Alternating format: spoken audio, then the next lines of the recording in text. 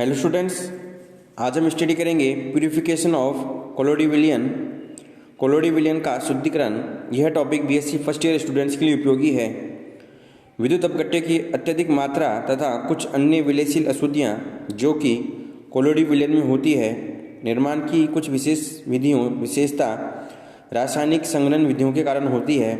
कोलोडी तंत्र में विद्युत अपघट्य की अल्प मात्रा उसके स्थायित्व के लिए कई बार आवश्यक हो जाती है, परंतु इसकी अत्यधिक मात्रा के कारण कोलोडिसोल का अवक्षेप बन जाता है।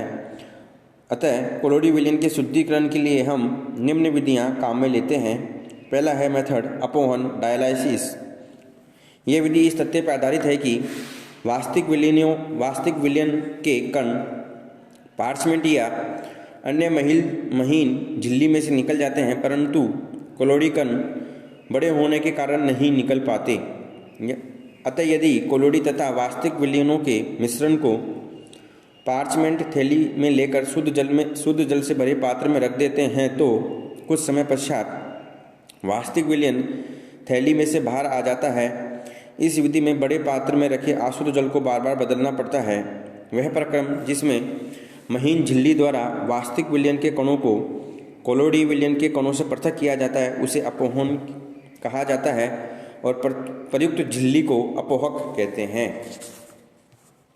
ये आप डायग्राम देख रहे हैं। इसमें क्या किया है, ये पार्चमेंट बैग है, इसके अंदर हमने कोलोडी विलियन भरा है, ठीक है, और यहाँ पे जल है।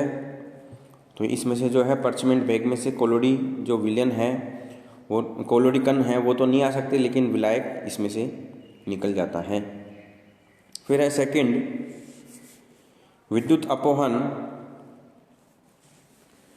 इलेक्ट्रोडायलाइसिस। अब हम यहाँ पे डायलाइसिस करने के लिए किसका यूज करेंगे, विद्युत का। अपोहन प्रक्रम धीमा होता है, परंतु वास्तविक विलियन में विद्युत अपघट्य मिलाकर विद्युत क्षेत्र के प्रयोग से इस प्रक्रम की गति को बढ़ाया जा सकता है और इसे हम इलेक्ट्रोडायलाइसिस कहते हैं। आप यहाँ देख रहे हैं, दो अपोहक झिल्लियों द्वारा इस उपकरण को 3 कक्षकों में विभाजित किया गया है। बीच के कक्षक में मिश्रण को रखा जाता है, जबकि अन्य 2 कक्षकों में धातु के इलेक्ट्रोड रखे होते हैं, ठीक है। तो यहाँ पे क्या करेंगे, ये झिल्लियाँ हैं, झिल्ली में से जो है ये अपोहक झिल्ली है, इस अपोहक झिल्ली में से जो क्रिस्टलोइड्स हैं वो ही जा सकते हैं और कोलोडी कण नहीं जा सकते। और जो ये क्रिस्टलोइड्स हैं ये क्या होंगे, अगर ऋणात्मक है तो धनात्मक प्लेट की ओर जाएंगे और अगर ये धनात्मक है तो ऋणात्मक प्लेट की ओर जाएंगे। फिर है नेक्स्ट अल्ट्रा फिल्ट्रेशन। इस विधि का उपयोग न केवल सोल के शुद्धिकरण में किया जाता है, बल्कि सोल को सांद्रित करने में भी किया जाता है। साधारण फिल्टर के छिद्र 1000 मिली माइक्रोन से बड़े होते हैं, जबकि कोलोडी कणों का आकार 200 मिली माइक्रोन से छोटा होता है। अतः कोलोडी कण सामान्य फिल्टर पत्रों में से सुगमता से निकल जाते हैं, परंतु यदि फिल्टर पत्र को जिलेटिन विलियन द्वारा भिगोकर रखा जाए तो इन छिद्रों के आकार को कम कर देते हैं, तो कोलोडी विलियनों के कण इनमें से नहीं निकल पाएंगे। वह प्रक्रम जिसमें विशिष्ट प्रकार की फिल्टर पत्रों द्वारा वास्तविक विलियनों के कणों को कोलोडी कणों से पृथक किया जा सकता है, उसे हम अल्ट्रा फिल्ट्रेशन कहते हैं। इस प्रक्रम में विभिन्न सांद्रताओं के कोलोडी विलियन में फिल्टर पत्र को भिगोते हैं और इन सूक्ष्म छिद्र फिल्टर पत्रों में से वास्तविक विलियन के कण तो सरलतापूर्वक निकल जाते हैं, परंतु कोलोडी कण नहीं निकल पाते। इस प्रकार सूक्ष्म छिद्र फिल्टर पत्रों की सहायता से विभिन्न प्रकार के कोलोडी कणों को पृथक किया जा सकता है। क्योंकि यह प्रक्रम अति धीमा होता है, अतः कभी कभी फिल्टर पत्रों में से कोलोडी कणों के प्रवाह के लिए कुछ दाब भी लगाया जाता है। फिर इसका उपयोग क्या है अल्ट्रा फिल्ट्रेशन का। इसका उपयोग सूक्ष्मतर से स्थूल कोलोइड को पृथक करने में किया जाता है, जैसे प्रूशियन ब्लू से हीमोग्लोबिन। फिर है बैक्टीरियोलॉजी में इसका उपयोग विलियन से बैक्टीरिया को पृथक करने में किया जाता है। फिर है प्रॉपर्टीज ऑफ कोलोइड। कोलोडी विलियनों के गुण। पहला है विषमांग प्रकृति। कोलोइड निकायों की प्रकृति विस्मांग होती है। इसमें दो प्रवास्थाएं अर्थात परिक्षिप्त और परिक्षेपण माध्यम विद्यमान होता है। अपोन अति सूक्ष्म निस्पंदन आदि प्रयोगों से स्पष्ट प्रदर्शित होता है कि कोलोडी विलयन कोलोडी कण विस्मांग प्रकृति के होते हैं। फिर है निस्यंदशीलता। कोलोडी कण साधारण फिल्टर पत्रों में से शीघ्रता से छनकर नीचे निस्यंद में आ जाते हैं, क्योंकि साधारण फिल्टर पत्रों के छिद्रों का आकार कोलोडी कणों से बड़ा होता है। फिर है डिफ्यूजिबिलिटी विसरणशीलता। कोलोडी विलयनों में परिचित अवस्था में उपस्थित कण चरमपत्र या महीन झिल्ली में से विकसित नहीं हो पाते। इसका कारण कोलोडी कणों का सामान्य विलयन के कणों की तुलना में बड़ा आकार है। फिर है रंग। सोल का रंग हमेशा एक जैसा नहीं होता, बल्कि स्थूल में उपस्थित पदार्थों के रंग पर निर्भर करता है। कणों के आकार तथा परिमाण के परिवर्तन के साथ ही कोलोडी विलयन का रंग परिवर्तित होता है। फिर है शेप।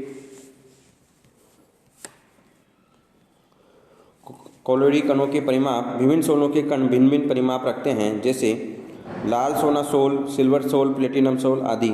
जैसे कि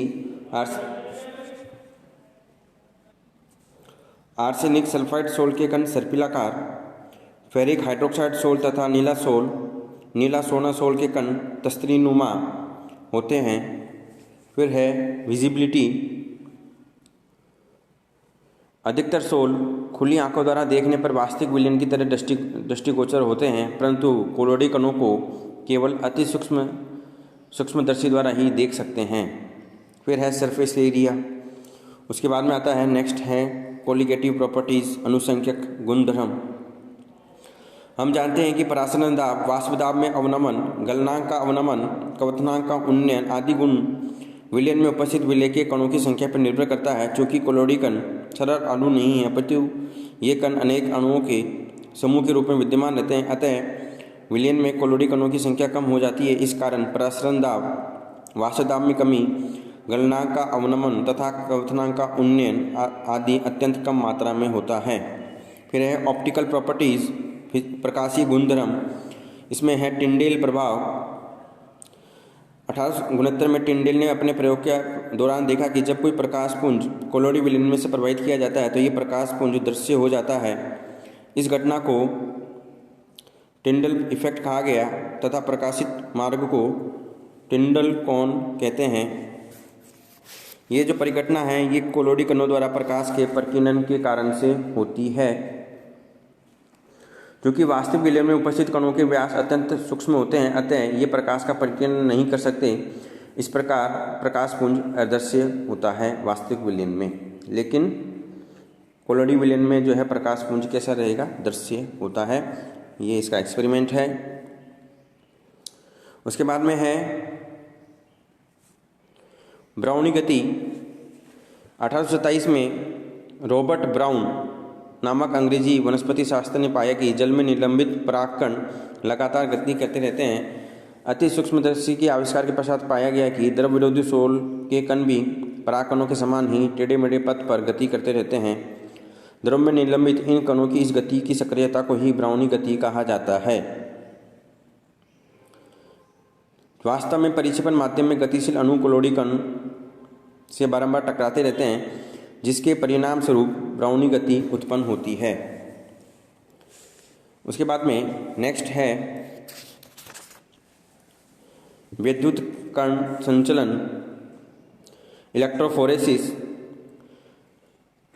कोलोडी कणों पर विद्युत क्षेत्र लगाने पर कोलोडी कण इलेक्ट्रोड की ओर अग्रसर होते हैं। इसको सर्वप्रथम लिंडर तथा पिंगटन ने प्रदर्शित किया। इस प्रभाव को अध्ययन करने के लिए एक सरल उपकरण प्रयुक्त किया जाता है। इस उपकरण में एक यू नली है जिसमें स्टॉप कॉक लगी होती है, जो कि कीप के आकार के कुंड से जुड़ी होती है। सर्वप्रथम यू नली में जल की थोड़ी सी मात्रा ले ली जाती है तथा कुंड में सोल की आवश्यक मात्रा ले ली जाती है। अब रोधनी को थोड़ा सा खोल दिया जाता है, जिससे कुंड में से कुछ सोल यू नली में प्रवेश कर सकें। इस प्रकार यू नली के दोनों ओर जल तो ऊपर रहता है और सोल नीचे रहता है। इस स्थिति में जल एवं सोल में एक स्पष्ट सीमा रेखा बन जाती है। तत्पश्चात प्लेटिनम इलेक्ट्रोड को जल की इन परतों में रखकर उन पर 50 से 200 वोल्ट का विभव प्रयुक्त करते हैं। इस स्थिति में कोलोडी कण गतिशील होने लगते हैं। इस गतिशीलता को हम आँख या लेंस या कैथोडोमीटर से देख सकते हैं। यदि कण ऋण आवेशित हों, जैसे कि आर्सेनिक सल्फाइड के सोल में होता है, तो ऋण इलेक्ट्रोड की ओर की सीमा नीचे की ओर चलने लगती है तथा धन इलेक्ट्रोड की ओर सीमा ऊपर उठने लगती है। इस प्रकार ज्ञात होता है कि कण धन इलेक्ट्रोड की ओर गति कर रहे हैं। अतः गति की दिशा के ज्ञान से कणों पर स्थित आवेश के चिन्ह का ज्ञान होता है। इस विधि द्वारा विद्युत क्षेत्र में कोलोड कण के वेग का भी निर्धारण किया जा सकता है। फिर नेक्स्ट है विद्युत परासरण, इलेक्ट्रोऑस्मोसिस। इसको विद्युत अंतःपरासरण के नाम से भी जानते हैं। इसे र्यूस तथा पोरेट नामक वैज्ञानिक ने खोजा। विद्युत परासरण के अध्ययन में प्रयुक्त एक सरल उपकरण को हमने यहाँ बता रखा है। इस उपकरण के केंद्रीय कक्ष में कोलोडी विलयन ले लिया जाता है, जो कि जल से भरे A तथा B कक्षकों में अपोन झिल्लियों M1 तथा M2 द्वारा पृथक है। कक्ष A में धन इलेक्ट्रोड और दूसरे कक्ष में एक ऋण इलेक्ट्रोड लगा देते हैं। A तथा B कक्षकों को क्रम से पार्श्व नलिका D1 D2 से जोड़ते हैं। चूँकि झिल्लियों के कारण कोलोडी कणों की गति रुक जाती है, इसलिए जब इलेक्ट्रोड के मध्य विभवांतर लगाया जाता है तो A और B कणों में केवल जल ही चलायमान है। यदि कोलोडी कण धन आवेशित हो तो जल ऋणावेशित होगा। ऐसी स्थिति में जल एनोड की ओर गति करेगा, जिसके फलस्वरूप नलिका D1 में जल का स्तर बढ़ेगा। इसके विपरीत यदि कोलोडी कणों पर ऋणावेशित हो तो जल धनावेश होगा। इस स्थिति में नलिका D2 में जल का स्तर ऊपर उठेगा। तो ये है विद्युत परासरण। Thank you.